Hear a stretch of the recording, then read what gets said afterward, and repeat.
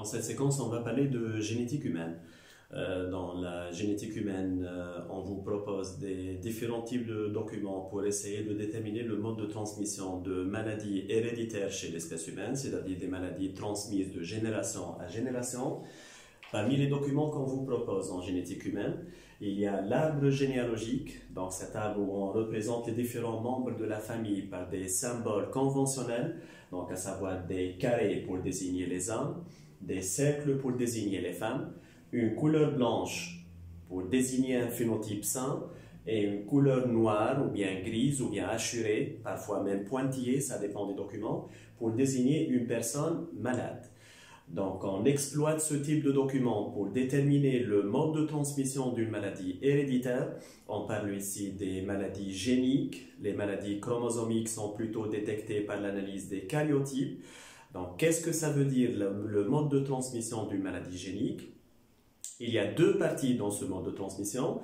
D'abord, la relation, l'interaction entre l'allèle de l'état normal et l'allèle de l'état malade, c'est-à-dire la dominance de l'un des allèles par rapport aux autres. Ça veut dire que l'élève sera amené à déterminer si la maladie est dominante ou bien récessive. Maladie dominante, ça veut dire que si un individu est hétérozygote, c'est-à-dire que chez cet individu, les allèles de l'état normal et de l'état muté se rencontrent, c'est l'allèle muté qui va dominer l'allèle normal, donc s'exprimer en présence de l'allèle normal. On parle dans ce cas de maladie dominante.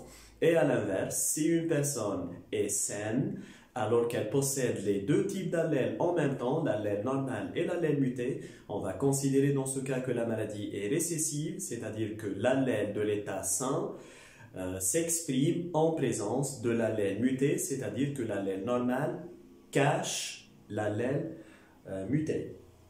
Donc, je vous propose différentes situations que l'élève peut rencontrer dans les arbres généalogiques des exercices de génétique humaine.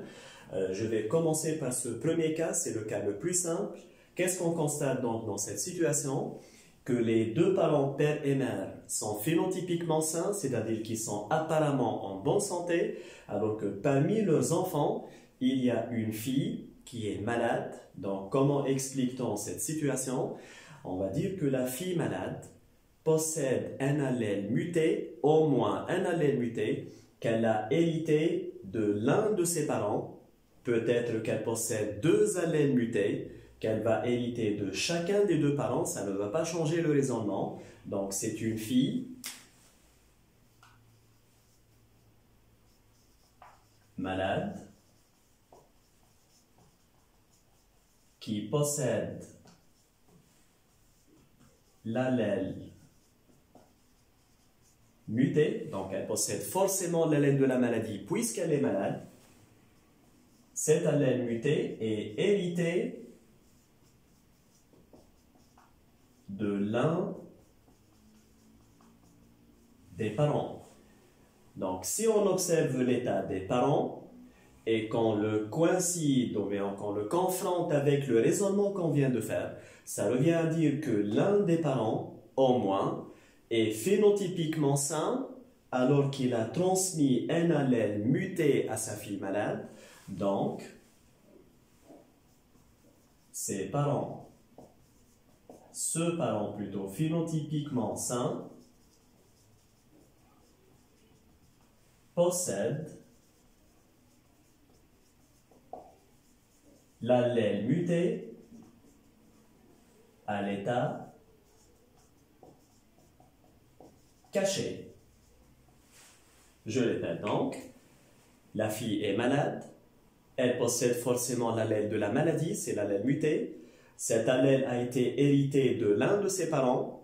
Ces deux parents sont phénotypiquement sains. Supposons que c'est le père qui lui a transmis l'allèle muté, donc il est sain et il possède l'allèle muté. Donc l'allèle de l'état normal s'exprime en présence de l'allèle muté. C'est par définition donc une maladie récessive. Si on précise plus, dans une maladie récessive, la fille sera forcément homozygote, c'est-à-dire qu'elle ne peut être malade que si elle possède deux exemplaires de l'allèle muté. Donc l'un des allèles mutés a été hérité du père. L'autre allèle muté a été hérité de la mère. Les deux parents sont phénotypiquement sains, donc ils cachent tous les deux l'allèle muté dans leur génotype et c'est donc une maladie récessive. Donc si l'élève rencontre ce type de situation dans les arbres généalogiques, un couple phénotypiquement sain qui a donné un enfant malade signifie que la maladie est transmise selon un mode récessif et un malade doit posséder seulement des allèles mutés. Je passe à la deuxième situation qui est tout à fait différente. Voici un couple de parents phénotypiquement malades qui a donné des enfants qui sont sains. Donc, qu'est-ce qu'on va dire dans ce cas? Les enfants sains possèdent l'allèle normal. C'est logique puisqu'ils sont sains. Cet allèle normal est hérité de l'un des parents, en réalité d'au moins l'un des parents. Or, les parents sont malades, donc de l'un des parents malades, qui possèdent à leur tour l'allèle muté à l'état, pardon, l'allèle normal. Donc, on est en train de suivre la transmission de l'allèle normal dans ce cas, à l'état caché. Je reprends donc. Les enfants sont phénotypiquement sains. Ils possèdent l'allèle normal. L'allèle normal est hérité de l'un des parents au moins. Ces parents sont malades et possèdent l'allèle normal. Donc, l'allèle de la maladie s'exprime en présence de l'allèle normal. Il s'agit dans ce cas d'un allèle normal qui est resté à l'état caché. Donc, c'est une maladie dominante. On peut raisonner d'une manière différente. Supposons que la maladie est récessive. Deux parents malades dans une maladie récessive ne peuvent posséder que des allèles mutés. Donc, ces parents vont forcément transmettre ces allèles mutés à leurs enfants. Leurs enfants reçoivent seulement des allèles mutés et ils devraient être aussi malades. Or, ces enfants sont sains, donc ça rejette toute l'hypothèse et il s'agit donc d'une maladie dominante. J'arrive à la troisième situation qui est encore différente de la première et de la deuxième situation. Voici un couple malade qui a donné un enfant malade et un enfant sain. Donc, qu'est-ce qu'on va dire dans ce cas? En réalité, cet enfant malade ne va rien changer dans le raisonnement qu'on vient de faire dans la deuxième situation. Donc, parlons des deux cas.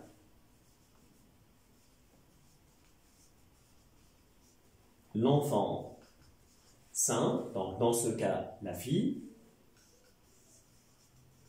a hérité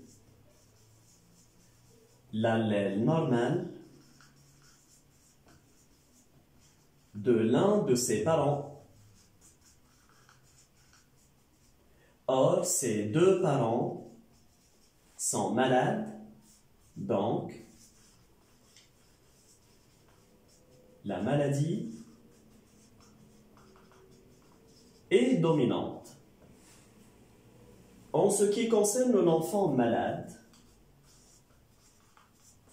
donc l'enfant malade a hérité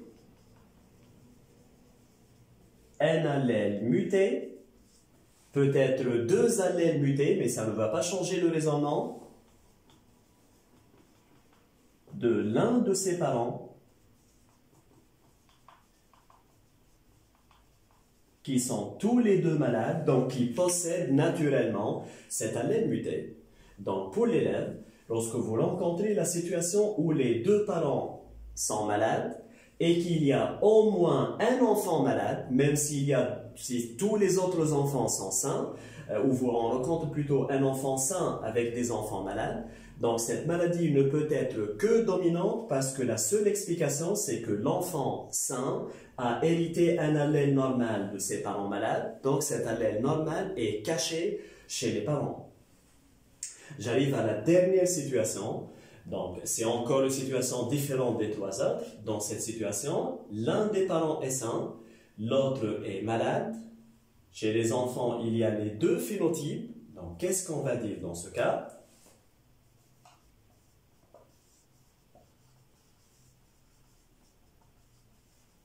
Si la maladie est dominante,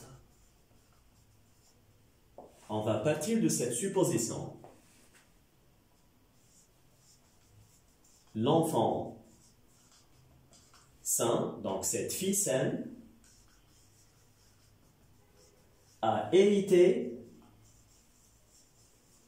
un allèle, je parle d'une maladie dominante, un allèle normal de son père. Donc le père est sain. Il est possible qu'il transmette l'allèle normal à sa fille. Et un autre allèle normal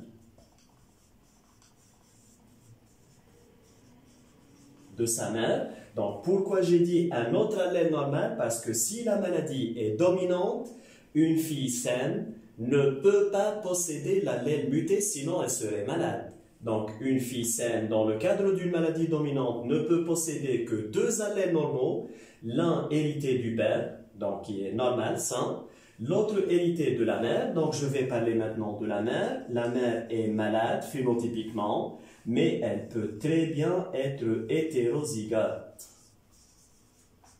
Hétérozygote, ça veut dire qu'elle possède un allèle muté qui s'est exprimé sous forme d'un phénotype malade et un allèle normal caché qu'elle a transmis à sa fille saine. Donc, d'après toute cette discussion, il n'existe aucune contradiction, parlons bien sûr de l'enfant sain. Donc, jusque-là, c'est une hypothèse acceptable. Parlons maintenant de l'enfant malade. Donc, l'enfant malade hérite un allèle muté, bien sûr, de sa mère.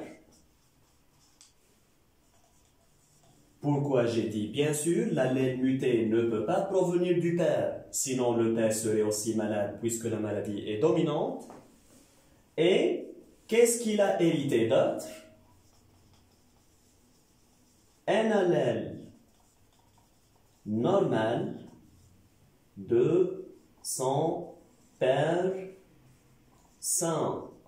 Donc, dans ce cas, si la maladie est vraiment dominante, cet enfant devrait être hétérozygote, donc il a hérité l'allèle muté de la mère, l'allèle normal du père, les deux allèles vont interagir l'un avec l'autre chez l'enfant, l'allèle muté domine, donc il s'exprime sous forme d'un phénotype malade. Donc il n'y a aucune contradiction dans ce raisonnement, c'est une maladie qui peut être dominante. Je vais utiliser une autre couleur pour la deuxième situation. Donc, supposons que la maladie est récessive. Et commençons toujours par l'enfant sain. Donc, l'enfant sain, dans ce cas la fille, a hérité un allèle normal de son père. Donc jusque-là, il n'y a aucune contradiction. Et un allèle forcément muté de sa mère malade. Pourquoi forcément muté de sa mère malade? C'est une maladie récessive. La mère ne peut posséder que les allèles mutés, donc elle a forcément transmis un allèle muté à sa fille. Sa fille serait donc hétérozygote. Hétérozygote, l'allèle normal s'est exprimé en présence de l'allèle muté, donc ça prouve que la maladie peut être récessive. Parlons maintenant de cet enfant malade. Donc l'enfant malade a hérité un allèle muté de sa mère. Donc l'enfant malade hérite l'allèle de la maladie de la mère qui est naturellement malade. Et un autre allèle muté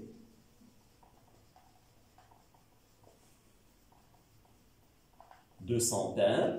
Donc pourquoi un autre allèle muté? Parce que la maladie ne peut s'exprimer qu'en présence des allèles de la maladie. Il ne peut pas posséder un allèle de l'état normal. Donc cet autre allèle muté hérité du père sain hétérozygote. Hétérozygote, c'est-à-dire que ce père possède l'allèle muté et l'allèle normal. L'allèle muté est resté à l'état caché, ce qui prouve encore que la maladie est récessive. Donc, si l'élève rencontre cette situation où la maladie est présente chez l'un des parents et chez au moins l'un des enfants, on sera dans le cas où la maladie peut être dominante et peut être récessive, c'est-à-dire qu'avec seulement ces données, on ne peut pas trancher quant à la dominance ou la récessivité de la maladie. Et je termine cette séquence par une remarque très importante.